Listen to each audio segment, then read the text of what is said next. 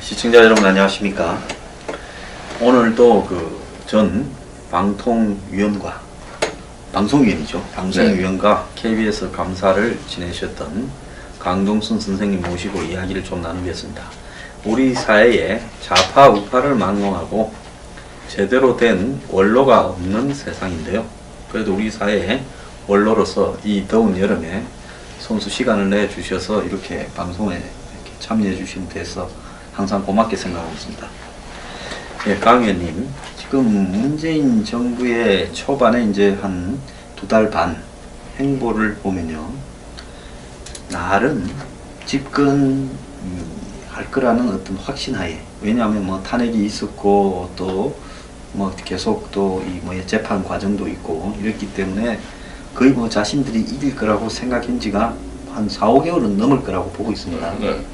그 속에서 집권했을 때 어떻게 해 가겠다라는 일종의 기술적 테크닉, 그런 부분을 과거 노무현 정권의 실패, 이런 부분을 내다보면서 노무현 정권보다 정치공학적으로 테크니션적인 측면에서, 특히 그것은 대중은 정치를 어떻게 합니까? 언론이 보도하는 걸 보고 그렇구나, 보여주는 그림을 보고 보도하는 신문 내용을 보고 아는 거지, 대중이 뭐 정치의 본질을 압니까? 그러면 대중과 대통령, 정권 사이에는 미디어가 있지 않습니까? 이런 미디어의 중개 기능에 어떻게 작용을 해서, 작업을 해서 대중의 지지를 끌고 나가는가 하는 능력이 굉장히 이전보다 세밀해지고, 좀 나쁘게 이야기한다면 교묘해지고, 그리고 그것을 이용을 하고 있다. 그리고 그 정점에 탁현민이 있다. 이런 이야기가 있습니다. 이 부분에 대해서는 좀 어떻게 보십니까? 아시는 분은 아시지만 탁현민이는 이제 양정철이가 밀어넣었다고 그러잖아요. 네. 근데 하여간 문재인 정권이 들어서는 데는 신문, 방송, 언론이 상당한 그 기여를 한 건 사실입니다. 근데 우리나라의 언론이라는 게 수준이 결국은 그런 말도 있잖아요. 어떤 정치의 수준이나 언론의 수준은 그 국민의 수준을 뛰어넘을 수 없다. 근데 사실 우리가 냉정하게 보면 우리 정치 유권자, 정치 소비자인 국민의 수준이 그렇게 높은 편이 아니에요.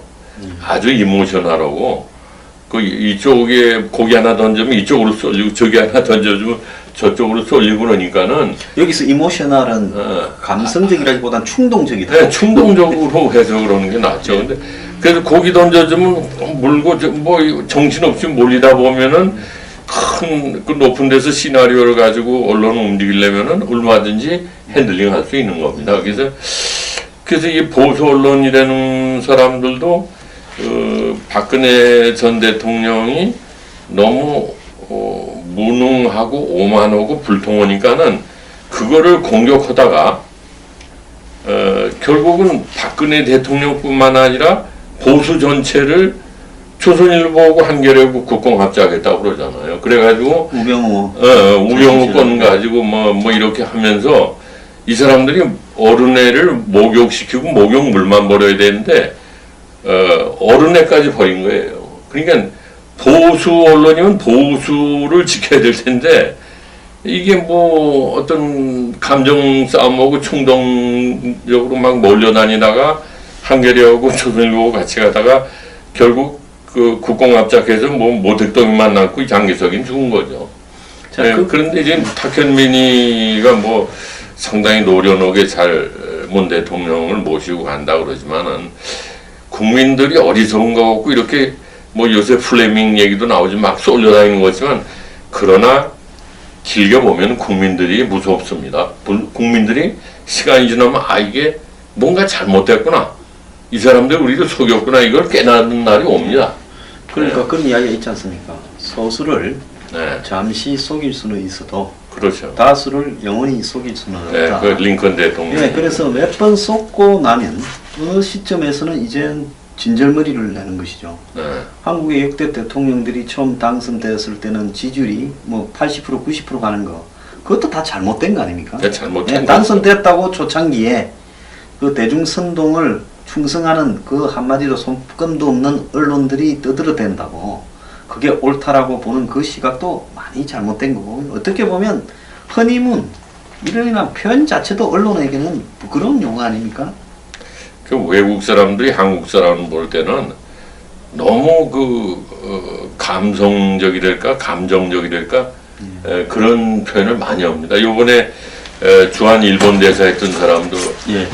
그런 얘기 했잖아요. 무토가 내가 한국 사람이 아닌 것을 다행스럽게 생각한다 이런 제목으로 책을 썼는데 전 아직 못 읽어보고 요점만 이렇게 소개한 걸 봤습니다만 그 지적이 그 사람이 12년 동안 한국에 있었고 2년 동안 주한 일본 대사를 했는데 비교적 우리한테는 아픈 얘기를 많이 한 겁니다. 우리 한국 사람들이 뭔가 그냥 몰려갔다가 또 아니면은 또 푹 꺼지고 그래요. 그래서 정치인들이 자기한테 지지도가 높다 그래서 이거를 뭐 상당히 너무 감격적으로 받아들였다가는 나중에 아주 곤두박질 하는 결과가 나오는 겁니다. 네. 그런데 이 대중이 과거에 제가 좀 이렇게 어릴 때 말입니다. 초중 고등학교를 다니거나 이런 시절에는 당시에 이제 이 박정희 대통령이 장기 집권하고 있고 또 그 시절에 이제 저기 김재규의 11.6도 나고 또 전두환이 등장을 하고 또 민주화를 해야 된다 할 때는 나름대로요 국민들이 상당히 정치적으로 좀 진지했다. 정말 지게꾼을 하시는 분이나 시장에서 노점상을 하는 아주머니도 당시에 제가요 시민당 열풍이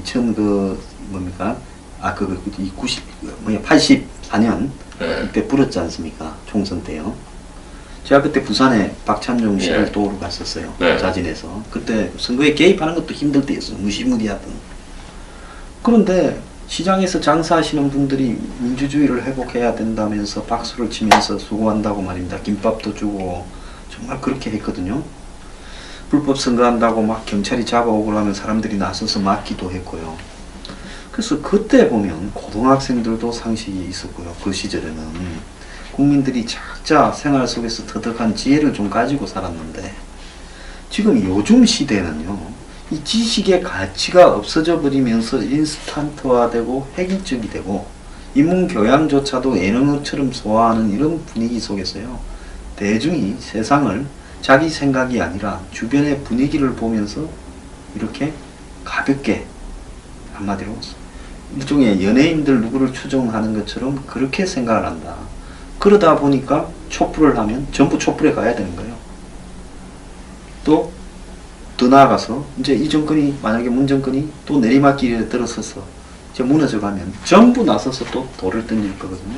그렇구나. 노무현 전 대통령이 처음에 그야말로 한국의 비주류 변두리 인물로서 대통령이 되는 과정에서 내어지르는 그 생경한 조악한 말에 대중이 감동을 받았고 그래서 그가 이렇게 말을 했지 않습니까? 특권 없는 세상을 기회가 공정하고 한마디로 과정이 또 공정하고 이런 세상을 만들겠다 하니까 다 박수를 쳤다가 어느 순간에 본인이 임기에 있는데 전부 다 동네 개가지수도 노무현 때문이다 할 정도로 순식간에 또 비판을 했거든요. 그래서 이런 한국인의 이런 어떤 정치 성향, 무토 대사가 지적하지 않더라도 우리가 정말 반성을 좀 깊이 해야 되는 거 아닙니까? 그러면 이제는 이 감성 정치에 불을 붙였던 게 이제 권위주의 정권 과거에 그거를 이제 어떤 동서간의 지역 감정을 가지고 그걸 깨려고 하는 어떤 그 저항 세력 뭐 이런 게 그 따지고 보면은 그 DJ도 지역 감정의 피해자이지만 가장 큰 수혜자라고요, 그분도. 그럼요. 거기서 감정에 불을 붙이니까는 뭐 우리 편은 뭐 잘못해도 다 괜찮고 상대편은 잘하는 점이 있어도 무조건 잘못된 거고 그런 쪽으로 갔으니까 이 정치의 후진성이라는 게 벗어나지 못했던 거죠. 근데 이제 삼김 시대도 가고 권위주의 시대도 가고 지금 뭐 우리 까놓고 얘기해서 박근혜 대통령이 무슨 권위주의도 아니고 자기가 그렇게 능력이 없으니까는 그렇게 폐쇄적이고 불통의 정치 하다가 결국 이 모양까지 이런 거 아닙니까? 권위주의도 아니에요. 그러니까 선거라는 절차 다 거쳐서 했고 뭐가 불법적으로 무슨 정통성을 확보한 정부였지 않습니까? 그런데 뭐 일부에서는 또 뭐 그 국정원 댓글 사건 가지고 야당에서는 저도 그런 거 집권하는 네, 과정이나 근데, 통치하는 과정에서 네, 근데 불통이나 네. 권위적이었지 권위주의적인 정부는 아니었죠. 권위주의적인 정부는 아니죠. 그럼요. 뭐 기자회견도 제대로 못하는 소통이 안 되는 정부니까. 어떻게 보면 저는 개인적으로 네. 대통령을 감당할 만한 능력에는 이르지 못했던 사람이라고 능력이 없었던 거죠. 아버지 후광으로 그렇게 된 거지만은 뭐 이건 뭐 어떤 사법적인 법리적인 이런 거를 떠나서 우리가 얘기하는 겁니다. 이 사람은 어떻게 보면 대통령 할 능력은 없는 분이었어요. 근데 아버지 후광으로 대통령을 했는데 한 다음에 국민과의 커뮤니케이션이 안 되니까는 모든 그 보수 언론이나 뭐 여당이나 또 공직 사회나 모든 사람부터 외면당하면서 몰락을 하기 시작한 겁니다. 자, 여기서 우리가 보수 언론에 대한 한번 누구도 칼날을 때려대지 않았습니다. 왜? 좌파 언론은 보수 언론을 그냥 비판하는 이런 내용들이 있지 않습니까? 한마디로 뭐 언론 재벌이다, 뭐 족벌에서 재벌 언론이다. 그렇지만 보수 안에서 보수 언론을 비판하지 못하는 부분이 있는데요. 우리가 좀 잘 봐야 되는 게 지금 한국의 보수를 대변하는 A 언론과 B 언론이 있지 않습니까? 종편도 가지고 있거든요. 이 A 언론과 B 언론이 그야말로 이명박 정부 들어섰을 때 하나 더 뭐 조중동이라고 부르는 C까지 합친다면 자기 언론사의 고위 간부를 청와대에 뭐 수석이나 장관이나 이런 자리에 대변인이나 넣어야 되고 그러면서 그것들을 통해서 이 보수 정권의 약점 옛날에 많이 넣었죠. 약점 또 한계들을 알면서 일정하게 보수 정권이 그들에게 먹이를 던져주도록 유도하는 이른바 정언유착에 한마디로 앞잡이 구실을 한 것도 사실 아닙니까? 옛날에 다 그랬어요. 옛날에는 최근까지도 그랬지 신문쟁이들 다 들어가는데 최근에는 SBS가 많이 들어갔어요. 줄대고. 그럼 대대적으로 들어갔죠. 예, 계속 들어가는 거는 이명박 박근혜 정권 이어서 그럼 이명박부터 뭐 박근혜 그 이전에도 SBS 많이 들어갔어요. 네. 이거는 뭐냐 거기 자기 사람이 들어가면은 거기 줄을 대고 정보도 빼내고 권력의 네트워크도 만드는 거죠. 네. 근데 이게 저는 그 전부터 주장이 지금 이 좌파 진영의 미디어 오늘이라고 있잖아요. 예, 그 뭐 좌파 진영 전체에 그거 이제 언론에서 뭐 하는 있죠. 건데 그거를 뭐 보수라기보다 언론이라는 게 뭐 보수일 수는 없죠. 항상 비판 기능이 있는 거예요. 그런 그 한쪽에 경도된 바이어스를 가진 미디어를 비판하는 언론 말고 좀 중립적인 그런 그걸 하나 미디어를 비판하는 중립적인 언론. 그게 비평 언론, 비평 언론이 제대로 된 그게 있어야 된다고 그 점부터 주장한 겁니다. 지금 뭐 많은 사람 하지만요 언론사 사장은 이 책상 위에 아침에 가면은 미디어 오늘이 빠져서는 안 되게 딱 나와 있어요. 왜냐하면 그거는 미디어 오늘이라는 거는 이제 이 좌파 언론에서 하는 거지만 언론사를 공격하는 거기 때문에 자기들에 대한 공격이고 그렇죠. 그것도 어설프게 하는 게 아니라 상당히 그 육하 원칙에 의해서 팩트에 맞느냐 안 맞느냐 따위 뭐 또 다른 거고 비교해서 이 사람들이 문제 이런 식으로 몰고 가기 때문에 굉장히 신경을 씁니다. 자 그러면 신경을 쓴다라는 부분 속에는 언론이 한마디로 이 언론 외에도 이제 대부분 신문들이 종편을 소유하고 또 거기에는 호텔을 소유하는데 또 무슨 각종 기업을 소유한 이런 부분으로 가면서 또 세습이 되고 이런 과정 속에서요 그 보수 언론이라고 자처한 사람들 스스로도 많은 약점을 보유하고 있으면서 그러다 보니까 자신들이 약점을 가지고 있고 또 자신들은 특별한 대우를 정권으로부터 받기를 바라고 세금이나 여러 가지 문제에서는 비판을 받기를 끄리고 조선일보 송모라는 사람이 그러면서 그 언론의 간부들이 한마디로 한 삼선 정치인 이상급의 처신을 하게 되고 이러면서 또 재벌들이나 이런 부분하고 관계되는 어떤 문제나 비리는 100% 눈을 감지 않습니까? 그럼요. 예, 제가 재벌 비판을 언론에서 몇 번 하다가 눈치 없이 얼마나 참 당했는지 몰라요. 자, 이런 부분 속에서 아주 황 소장님은 외로운 투쟁을 하시는 거예요. 그 어떻게 보면 뭐 이게 표현이 어떤지 몰라도 이게 거학을 건드리는 사람은 별로 없습니다. 그거 건드렸다가는 재미 못 보니까. 어? 황 소장님 삼성 문제를 계속 문제 제기를 하니까는 뭐 다른 언론들도 겁이 나니까는 이제 멀리 하는 거고. 그래서 사실은 저 말씀 도중이지만 이 우리나라의 이 거대 언론들을 감시하는 아주 중립적인 객관적인 그런 언론 비평 기구가 하나 있어야 돼요. 저는 우리 네? 저 강 의원님 같으신 분이 그런 부분을 하신다면 정말로 이렇게 아니 공정한 입장에서 저야 이야기할 수 있다 봅니다. 황 소장이나 저나 보수이긴 하지만 아주 개혁적인 비판적인 보수거든요. 예. 이게 도덕성이나 이런 면에서 깨끗하지 않으면 보수는 이제 발붙일 데가 없는 거죠. 옛날 같이 그래야. 그러니까 제가 그 전부터 이 몇몇 학자들하고 이거 말이야 언론 비평 단체 이거 하나 만들어야 됩니다. 이게 뭐 보수고 진보고 떠나서 이 사람들이 안에 기득권이 돼가지고 무소불위의 권력을 가지고 국무총리 아무개가 좋다. 그 사람들 국무총리 만들 수 있습니다. 네? 만든 사례도 있고.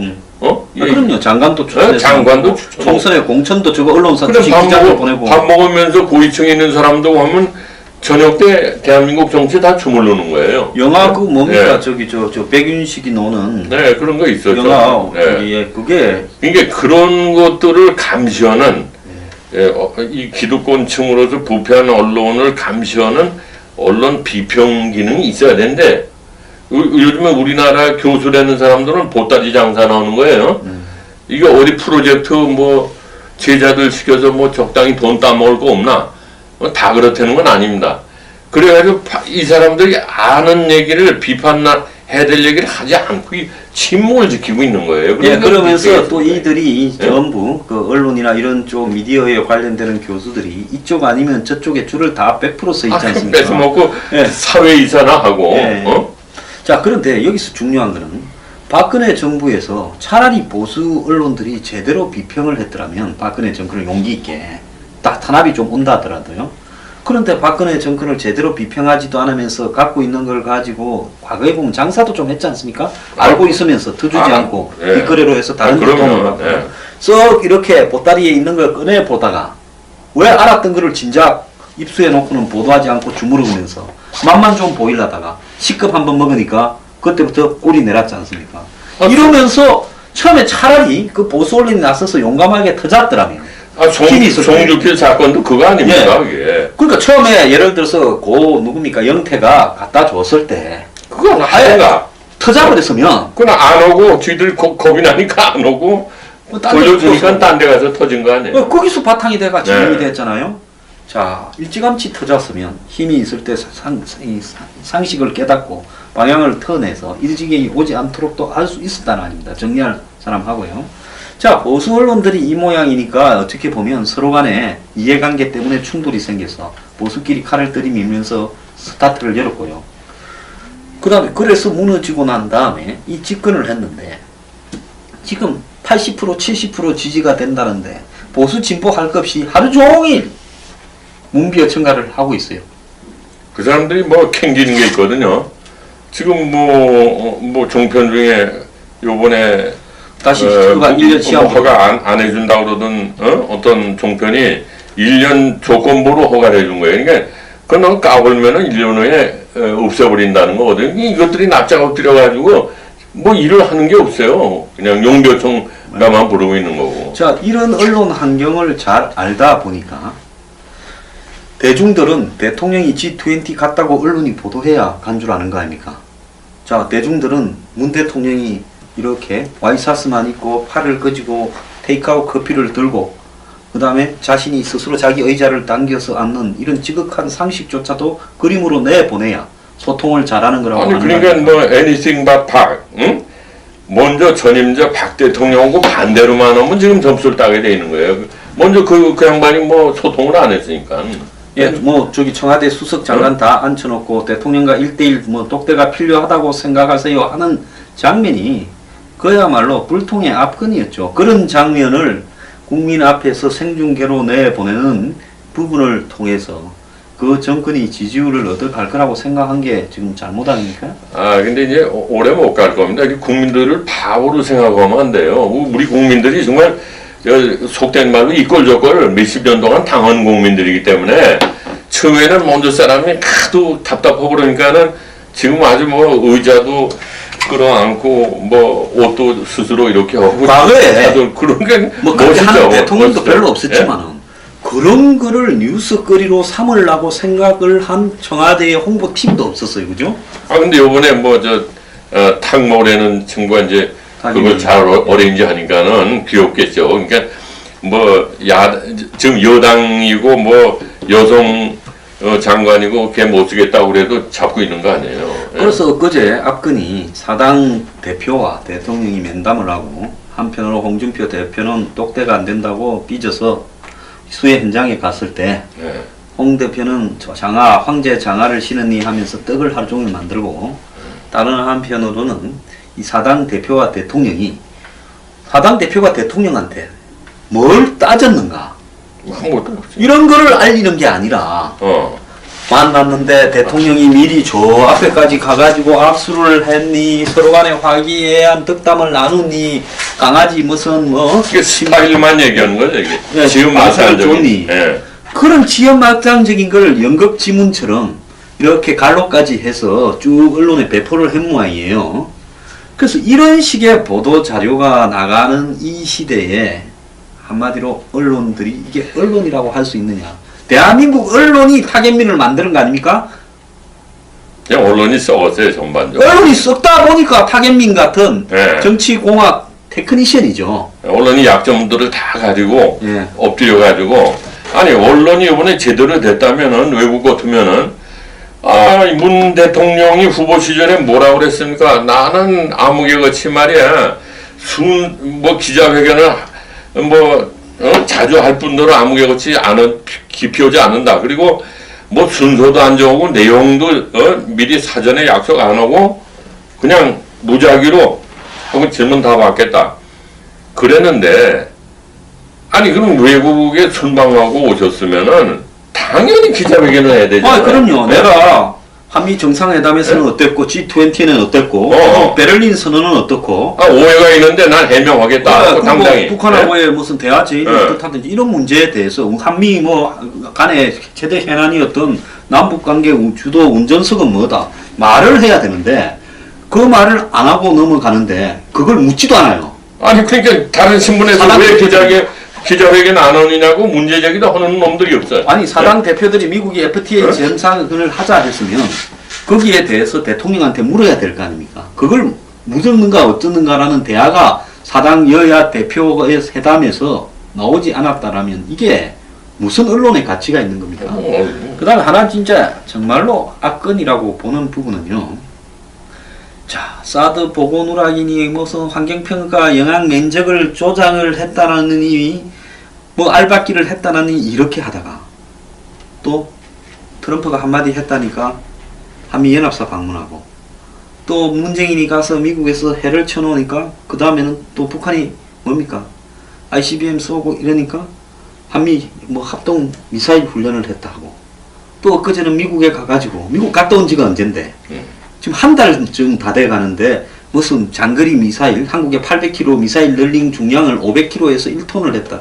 지금 북한이 핵을 ICBM으로 날고 기는데 한국이 먼저 쏘지도 못할 그 미사일 이야기를 트럼프 앞에 이야기했고 트럼프는 오케이라 했다가 또 오늘은 우리가 그렇게 말한 건 없다고 또 꼬리를 상 내리고 매일 캐비넷 공개하는데 익숙해가 캐비넷에서 A 문건, B 문건, C 문건이 나왔다 하다가 또 그건 공개 안 한다 해놓고는 이명박이 무슨 STX하고 제2롯데월드 문건 나왔다고 또 언론이 보도하게 하고 이렇게 왔다 갔다 말입니다. 냉탕 온탕을 다니면서 정신없도록 국민을 헷갈리게 하고 있어요. 축구로 보면 잔패스를 쭉 받으면서 지금 보는 시청자가 눈이 다 돌아가도록 만들고 있어요. 이런 이 테크닉을 이걸 어떻게 보십니까? 저는 이제 장기적으로 보면은 뭐 좌우 뭐 여야 이걸 떠나서 미디어를 감시하는 미디어 비평 단체가 아주 전문성을 띈 모니터도 하는 그룹도 있고 이런 게 있어야지 궁극적으로 우리 언론이 발전할 겁니다. 지금은 이건 개판이거든요. 자기네들이 꼭 전해야 될 건 안 전하고 쓸데없는 거 지금 말단적인 거나 전하고 이런 국민들이 다 알 수가 있나요? 그리고 이 무엇보다도 기자회견을 하게 되면은 젊은 기자들이 그래도 비판 의식이 있으니까는 궁금해하는 걸 다 속속들이 물어보게 됩니다. 그 자기가 왜 후보 때 약속한 거를 안 지켜요? 어? 근데 그런 거를 또 신문이나 방송에서 왜 기자회견 안 하냐 국민이 궁금한 거 많은데 유럽 순방 이 G20 문제도 그 사드가 왜 의제에서 빠졌고 한미 FTA도 이 앞뒤가 다른 얘기가 나오고 그러니까 이게 어떻게 되는 건 궁금한 게 많잖아요 국민들이. 예? 이건 기자회견을 해서 속속들이 자기네들이 억울한 거 있으면 그 기회에 해명도 하고 이게 이래가지고는 안 됩니다. 근데 이게 이제 막연히 지역적으로 이렇게 건드려가야 되는 게 아니고 이제 이거는 모니터를 해서 전문가가 이제 다른 매체 간에 비교를 해서 너희들은 이거는 바이어스를 가지고 이렇게 하는 거고 중요한 거를 은폐하고 엉뚱한 거를 근데 이렇게 전문적으로 지적을 해야지 이 사람들이 부끄러운 줄 압니다. 독자나 시청자가 볼 때. 대부분의 그 국민들은 촉이 정말로 빠르거나 많은 정보를 갖고 있거나 권력을 가지거나 부를 소유한 사람이 아니면 언론에 대한 정보 부분에 접근할 수 있는 한계가 있지 않습니까? 네. 그리고 비하인드 스토리나 이런 걸 모르지 않습니까? 이런 상황 속에서 언론에서 무슨 일이 벌어지고 있다라고 하는 부분을 잘 모르고 있어요. 그러니까 그리고 또 누구든 언론을 직설적으로 까발리고 드러내고 비평하기를 꺼리고 있지 않습니까? 또 언론끼리는 교묘하게요. 보수 언론도 언론 그 자체에 대한 문제를 보도하지 않아요. 진보 언론. 조선은 한겨레를 비판하지 않고 네, 한겨레는 네. 조선을 비판하지 않습니까? 그럼요. 얼마 전에 보면 조선에 무슨 그 가족에 불행한 일들이 있었지 않습니까? 또 보기 안 좋은 일들이. 네. 그 다음에 한겨레에 보면 간부 2명이 술 먹다가 싸움해가지고 하나 죽은 일 있잖아요. 또 그전에 전 한겨레 또 고위 간부 전 간부지만 또 무슨 어떤 찜질방에서 무슨 성추행 어쩌다 다 은폐하고 서로가 그런 거는 다 덮는 거예요. 근데 그거를 언론을 감시하는 전문성 있는 단체가 반드시 나와야 됩니다. 이런 자들이 이러해서 언론이 권력에 저항하지 못하다 보니까 한마디로 타겟민이 같은 사람이 언론을 어떻게 다루는가 또 한마디로 사람이 개를 물어야 뉴스가 되구나 하니까 맞습니다. 예? 그렇죠. 그러다 보니까 정말 대통령 부인을 엊그제 수해 현장에서 뭡니까 이거 깔고 앉는 밑에 엉덩이 밑에 저는 대통령 부인이 가서 고생을 하고 한 건 안 하는 것보다는 훨씬 나은 일이라고 그렇죠. 봅니다. 그런 건 그렇지만은 그걸 깔고 앉는 장면을 연출하면서요 한마디로 그것을 소통이라고 이렇게 연결시켜서 민망함을 소통으로 이렇게 위장시키는 이런 부분을 보고요. 정말 이 정권이 지지율을 올리려고 작정을 하면 타겟민이 스트립쇼까지도 시키겠구나. 나중에는 하다 할 게 없으면 그런 생각이 들었습니다. 나쁘게 고약한 마음으로 얘기하면 타겟민이 같은 사람을 문 대통령이 오래 데리고 있으면 있을수록 야당에는 나쁠 거 없어요. 예? 예? 그런 친구들은 언제든지 사고를 치게 돼 있고 네.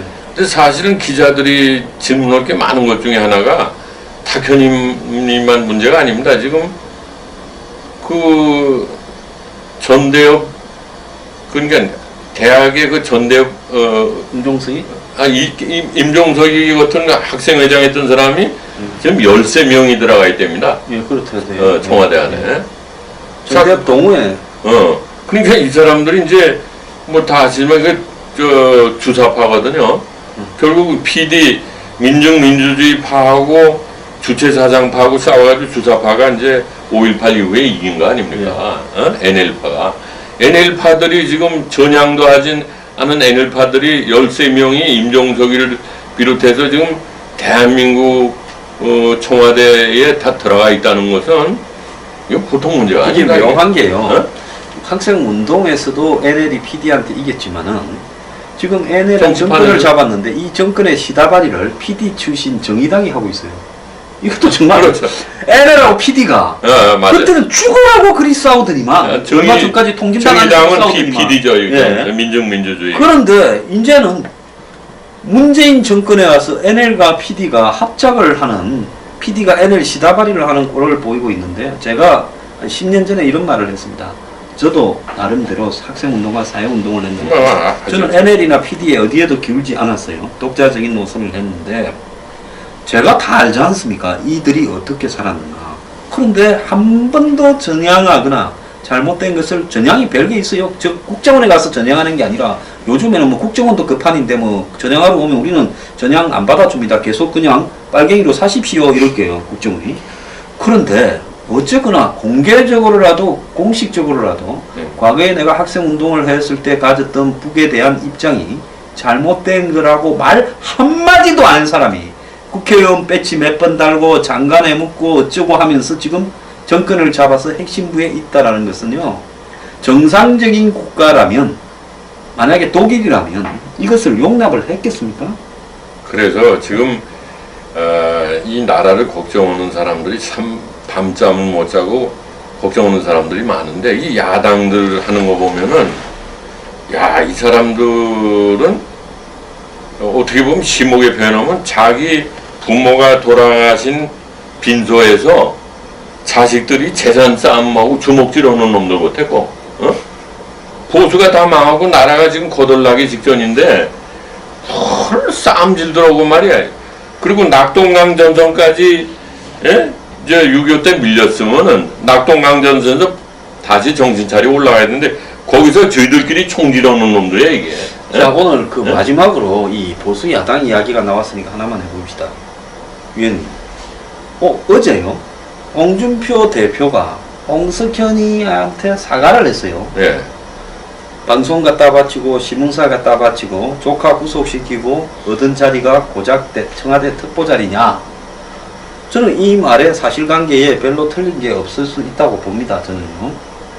그것이 사실관계를 적시해도 명예훼손은 명예훼손이니까 남들은 공적으로 말을 잘 안 할 뿐인데요. 어쨌거나 자기가 당대표 출마하는 날 그 말을 공식적으로 했는데 사실 잘못됐다 하면서 사과한다 그러고 사실관계에 문제가 있다라고 이야기를 하는 저런 사람이 정말 이게 대한민국의 보수 정당의 리더가 이게 맞느냐? 저는 뭐 이제 70대 중반 가까이 돼서 뭐 무슨 개인적인 이해관계 없이 아주 어떤 면에서 자유스러운 입장에서 말씀을 드린다면은 정말 이게 심하게 얘기하면 지금 뭐 이당 저당 야당이 뭐 어떻게 보면 세 개로 쪼개져 있는데 예? 태극기 집회 관련된 당까지 결국은 5년 후가 될지 10년 후가 될지 보면 이 사람들은 국민들이 아무도 안 써줄 겁니다. 예? 이제는 야당은 정말 마크롱 시대같이, 마크롱도 요즘에 이제 까불다가 뭐 새롭게 태어나야 돼요. 깨끗한 사람들이, 젊은 사람들이. 이렇게 떼묻고 말해요. 뭐 여기 가서 말 함부로 하고 사과하고 또 뭐 배신자니냐 아니니 뭐 이러고 싸우고, 이런 사람들은 이제 국민들이 절대로 안 써줄 겁니다. 두고 보세요. 이게 이제 이 사람들은 역사에 흘러가는 사람들이에요. 어찌하여 보수가 저런 사람들한테 보수의 희망을 거는 정도로까지 전락해 버리는가? 또 국민들은 어찌라면 이 현실 정치에 있는 사람들한테 희망을 걸어서 마치 그것이 자신들을 구원해 줄 거라고 착각하는가? 이런 부분에 대해서 참 저는 서글픔을 금치 못합니다. 예, 그러니까 이제 이 사람들이 한번 정신 차리는 거는 내년에 지방선거 때 지금 뭐 얼마 안 남았잖아요. 내년 6월이니까 아마 이건 뭐 99.99% 박살이 나게 돼 있어요. 예? 그리고 지금 똘똘 뭉쳐도 안 되는, 지금 쥐들끼리 총질하고 부모 돌아가신 초상집에서 새끼들이 주먹질하고 싸우는 거랑 마찬가지입니다. 초상집에 부조금 들어온 거 같고 그 싸우고 낙동강 전선까지 밀렸는데 거기서 쥐들끼리 총질하는 거랑 마찬가지예요. 이 사람들이 내년 6월에는 더 박살이 날 거예요. 예? 그러면 조금 정신 차리지만 그래도 이 사람들은 옷을 아무리 갈아입고 석고대죄해도 국민들이 절대로 다시 안 써줍니다.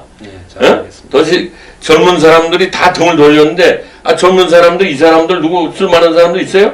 없습니다. 없어. 유승민이고 뭐 홍아무개고 뭐 김무성이고, 이게 이 사람들은 다 역사에 흘러가는 사람들입니다. 이제 새로운 깨끗한 보수, 개혁적인 보수들이 연대를 해서 젊은 분들이 새로 출발을 해야 돼요. 예. 네, 잘 알겠습니다. 오늘 일부 감사합니다.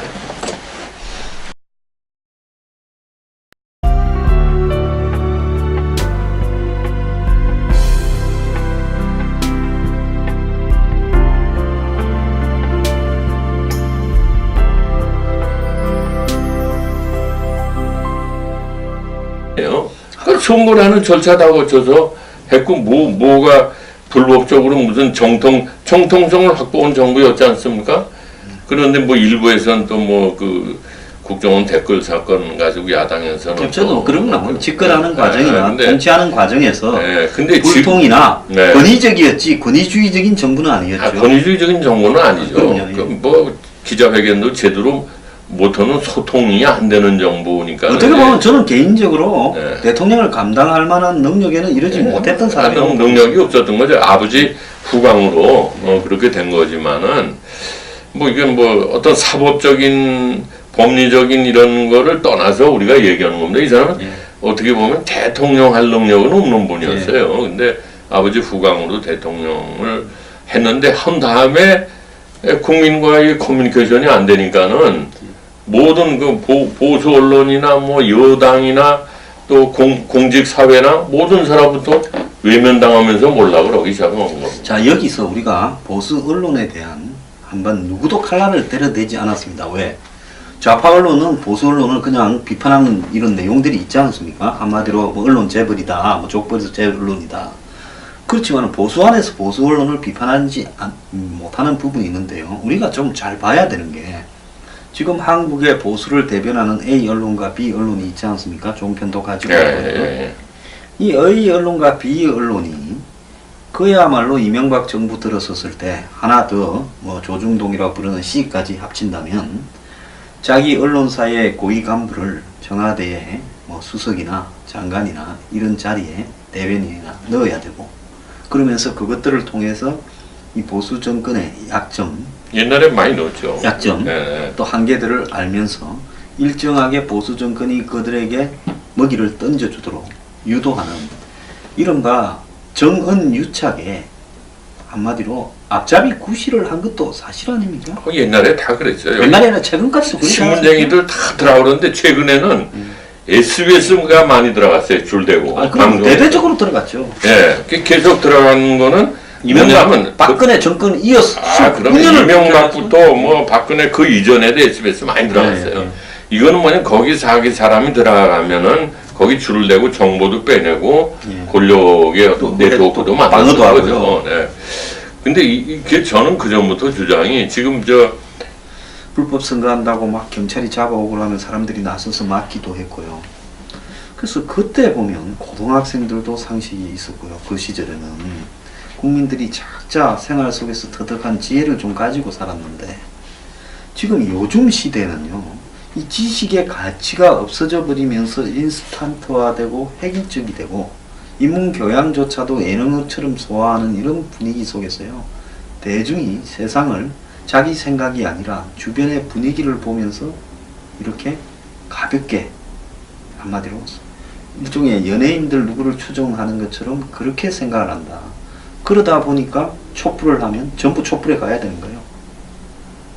또 더 나아가서 이제 이 정권이 만약에 문 정권이 또 내리막길에 들어서서 이제 무너져 가면 전부 나서서 또 돌을 던질 거거든요. 노무현 전 대통령이 처음에 그야말로 한국의 비주류 변두리 인물로서 대통령이 되는 과정에서 내어지르는 그 생경한 조악한 말에 대중이 감동을 받았고 그래서 그가 이렇게 말을 했지 않습니까? 특권 없는 세상을 기회가 공정하고 한마디로 과정이 또 공정하고 이런 세상을 만들겠다 하니까 다 박수를 쳤다가 어느 순간에 본인이 임기에 있는데 전부 다 동네 개가지수도 노무현 때문이다 할 정도로 순식간에 또 비판을 했거든요. 그래서 이런 그 한국인의 이런 어떤 정치 성향, 무투 대사가 지적하지 않더라도 우리가 정말 반성을 좀 깊이 해야 되는 거 아닙니까?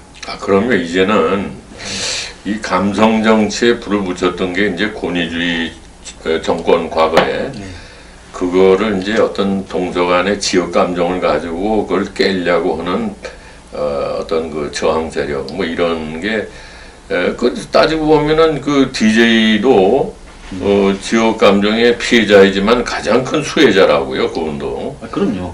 거기서 감정에 불을 붙이니까는 뭐 우리 편은 뭐 잘못해도 다 괜찮고 상대편은 잘하는 점이 있어도 무조건 잘못된 거고 그런 쪽으로 갔으니까 이 정치의 후진성이라는 게 벗어나지 못했던 거죠.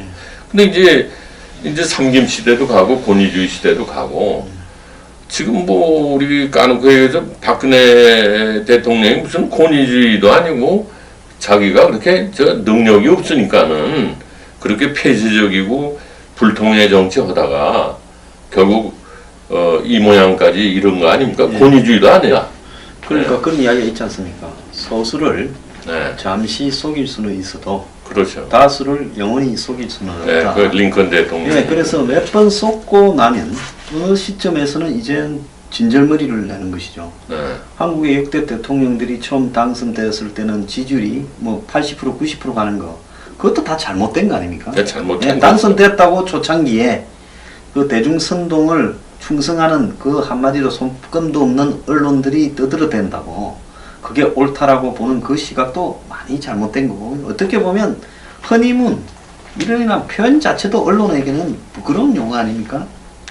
그 외국 사람들이 한국 사람을 볼 때는 너무 감성적이랄까 감정적이랄까 그런 표현을 많이 합니다. 요번에 주한 일본 대사 했던 사람도 그런 얘기 했잖아요. 무토가 내가 한국 사람이 아닌 것을 다행스럽게 생각한다 이런 제목으로 책을 썼는데 전 아직 못 읽어보고 요점만 이렇게 소개한 걸 봤습니다만 그 지적이 그 사람이 12년 동안 한국에 있었고 2년 동안 주한 일본 대사를 했는데 비교적 우리한테는 아픈 얘기를 많이 한 겁니다. 우리 한국 사람들이 뭔가 그냥 몰려갔다가 또 아니면은 또 푹 꺼지고 그래요. 그래서 정치인들이 자기한테 지지도가 높다 그래서 이거를 뭐 상당히 너무 감격적으로 받아들였다가는 나중에 아주 곤두박질 하는 결과가 나오는 겁니다. 네. 그런데 이 대중이 과거에 제가 좀 이렇게 어릴 때 말입니다. 초중 고등학교를 다니거나 이런 시절에는 당시에 이제 이 박정희 대통령이 장기 집권하고 있고 또 그 시절에 이제 저기 김재규의 11.6도 나고 또 전두환이 등장을 하고 또 민주화를 해야 된다 할 때는 나름대로요 국민들이 상당히 정치적으로 좀 진지했다.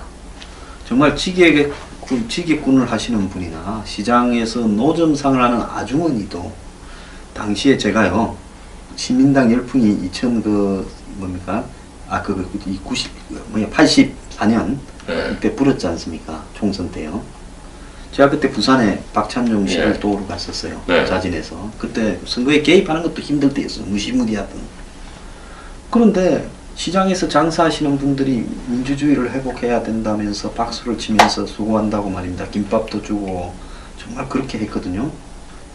그리고 그것을 이용을 하고 있다. 그리고 그 정점에 탁현민이 있다. 이런 이야기가 있습니다. 이 부분에 대해서는 좀 어떻게 보십니까? 뭐 아시는 분은 아시지만 탁현민이는 이제 양정철이가 밀어넣었다고 그러잖아요. 근데 하여간 문재인 정권이 들어서는 데는 뭐 신문, 방송, 언론이 상당한 그 기여를 한 건 사실입니다. 근데 우리나라의 언론이라는 게 수준이 결국은 그런 말도 있잖아요. 어떤 정치의 수준이나 언론의 수준은 그 국민의 수준을 뛰어넘을 수 없다. 근데 사실 우리가 냉정하게 보면 우리 정치 유권자, 정치 소비자인 국민의 수준이 그렇게 높은 편이 아니에요. 아주 이모셔널하고 그 이쪽에 고기 하나 던지면 이쪽으로 쏠리고 저기 하나 던져주면 저쪽으로 쏠리고 그러니까는 여기서 이모셔널은 감성적이라기보단 충동적이다. 네, 충동적으로 해서 그러는 게 낫죠. 근데 그래서 고기 던져주면 물고 뭐 정신없이 몰리다 보면은 큰 그 높은 데서 시나리오를 가지고 언론을 움직이려면은 얼마든지 핸들링 할 수 있는 겁니다. 그래서 이 보수 언론이라는 사람들도 박근혜 전 대통령이 너무 무능하고 오만하고 불통하니까는 그거를 공격하다가 결국은 박근혜 대통령뿐만 아니라 보수 전체를 조선일보하고 한겨레하고 국공합작했다고 그러잖아요. 그래가지고 우병우 건 가지고 뭐 이렇게 하면서 이 사람들이 어른애를 목욕시키고 목욕물만 버려야 되는데 어른애까지 버린 거예요. 그러니까 보수 언론이면 보수를 지켜야 될 텐데 이게 뭐 어떤 감정 싸움하고 충동적으로 막 몰려다니다가 한겨레하고 조선일보하고 같이 가다가 결국 그 국공합작해서 뭐 모택동이만 남고 장기석인 죽은 거죠. 자, 네, 그런데 이제 탁현민이가 뭐 상당히 노련하게 잘 문 대통령을 모시고 간다 그러지만은 국민들이 어리석은 거 같고 이렇게 뭐 요새 플레밍 얘기도 나오지 막 쏠려다니는 거지만 그러나 길게 보면 국민들이 무섭습니다. 국민들이 시간이 지나면 아 이게 뭔가 잘못됐구나. 이 사람들 우리를 속였구나. 이걸 깨닫는 날이 옵니다.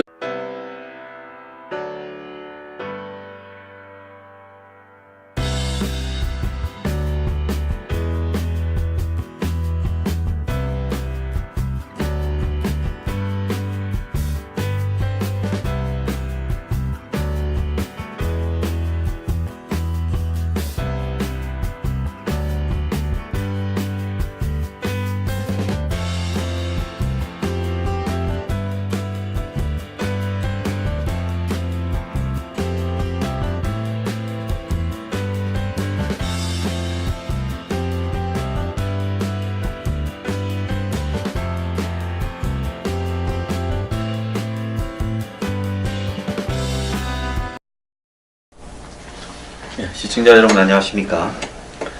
오늘도 그 전 방통위원과 방송위원이죠. 방송위원과 KBS 감사를 지내셨던 강동순 선생님 모시고 이야기를 좀 나누겠습니다. 우리 사회에 좌파 우파를 만공하고 제대로 된 원로가 없는 세상인데요. 그래도 우리 사회에 원로로서 이 더운 여름에 손수 시간을 내주셔서 이렇게 방송에 이렇게 참여해 주신 데서 항상 고맙게 생각하고 있습니다. 예, 강 의원님, 지금 문재인 정부의 초반에 이제 한 2달 반 행보를 보면요, 나름 집권할 거라는 어떤 확신하에, 왜냐하면 뭐 탄핵이 있었고 또 뭐 계속 또 이 뭐 재판 과정도 있고 이랬기 때문에 거의 뭐 자신들이 이길 거라고 생각한 지가 한 4, 5개월은 넘을 거라고 보고 있습니다. 네. 그 속에서 집권했을 때 어떻게 해 가겠다라는 일종의 기술적 테크닉, 그런 부분을 과거 노무현 정권의 실패 이런 부분을 내다보면서 노무현 정권보다 정치공학적으로 테크니션적인 측면에서, 특히 그것은 대중은 정치를 어떻게 합니까? 언론이 보도하는 걸 보고 그렇구나, 보여주는 그림을 보고 보도하는 신문 내용을 보고 아는 거지, 대중이 뭐 정치의 본질을 압니까? 그러면 대중과 대통령, 정권 사이에는 미디어가 있지 않습니까? 이런 미디어의 중개 기능에 어떻게 작용을 해서, 작업을 해서 대중의 지지를 끌고 나가는가 하는 능력이 굉장히 이전보다 세밀해지고, 좀 나쁘게 이야기한다면 교묘해지고